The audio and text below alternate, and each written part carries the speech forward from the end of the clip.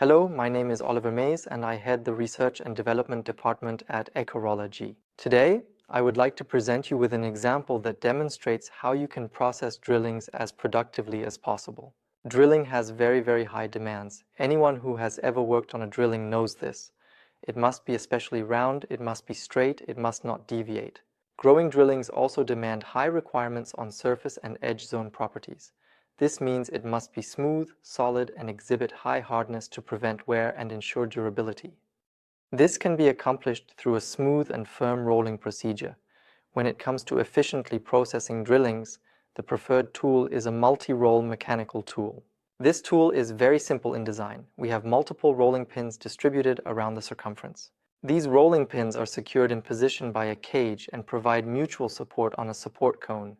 The position of the cone can be adjusted in the circuit or housing to move it either forward or backward as desired. This allows us to adjust the outer diameter of the rolling pins by pushing them outwards or pulling them inwards. And as such, it is capable of making adjustments for an excess in the bore, so to speak. The tool is securely clamped in a machine tool by means of a standard connection. This could be a VDI mount, this could be a cylindrical shank. Basically, it's completely arbitrary and up to you.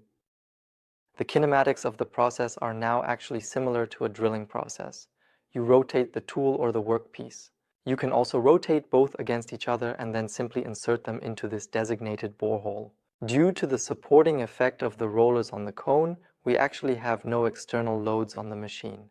We possess a light feed force, however. All, let's say, force-relevant components originating from the rolling process interact with each other in the tool, and we do not have any load or burden on your machine whatsoever. Due to the very large contact length of the rolling pins, we can achieve a very high feed rate with these tools, which in turn allows us to enable very productive machining operations. The application example I have brought to you today is the machining of a stainless steel guide bushing.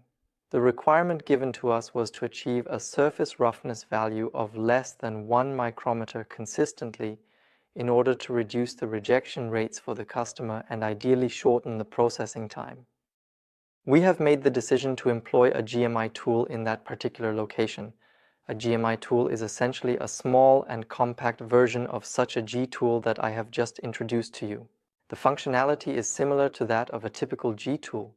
The entire structure is slightly smaller and more compact, making it suitable for small, compact machines. Regarding the process parameters, we had a rolling speed of 75 meters per minute at the end of this specific stage. This is relatively slow in comparison to a spindle process, but we are able to work with a feed rate of 1 millimeter per revolution because we have 4 rolling pins positioned around the circumference, each with a contact surface that is very long, allowing for a very high feed rate to be achieved. When we look at the results we have achieved here, it's definitely impressive. As mentioned, one of the main issues for the customer was the high rejection rate. We were able to achieve a significant reduction in them.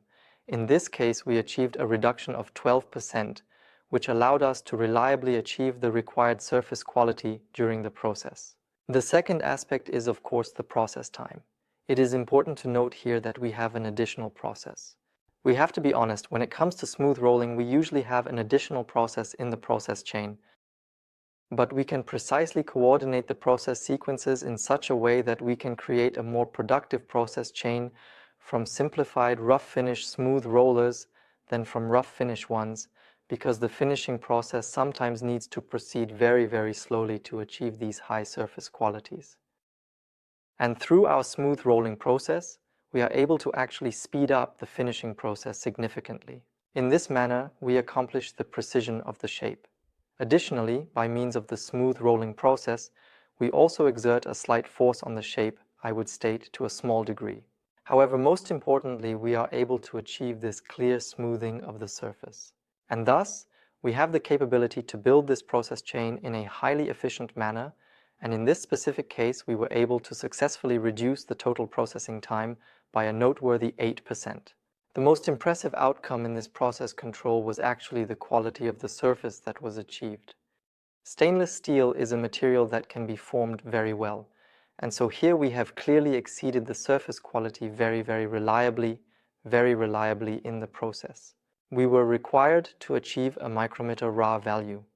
In our process, we actually reached a value of approximately Ra 0.12, which is almost a tenth of the required roughness that we have now achieved. So, an extremely productive process. Ultimately, I would like to compare different finishing processes that are employed for the drillings. Let's stick with the example. Let's make an assumption that we have a drilling diameter of 12 millimeters and a machining length of 20 millimeters. If we process this drilling with an external reaming process, then based on the process recommendations and the existing process here at the customer's site, we have approximately a main time of 3 seconds for this final step. 3 seconds is not really that long now, but it is indeed 3 seconds. When I utilize the alternative, which is frequently employed in machining, namely reaming, due to the considerably higher number of cutting edges, a reaming tool consists of many more cutting edges than a spindle tool. I am able to significantly reduce the processing time in this particular scenario. Here we are looking at a main time of approximately 1 second. However, there is also the smooth rolling process to consider. When rolling with the parameters that are shown, and I had just shown you the surface quality that we can achieve with it, we arrive at a processing time of approximately 0.5 to 0.6 seconds. Pure prime time. This is a truly very fast process, and we achieve this by being able to drive very high feed rates due to the long contact surface of the tool.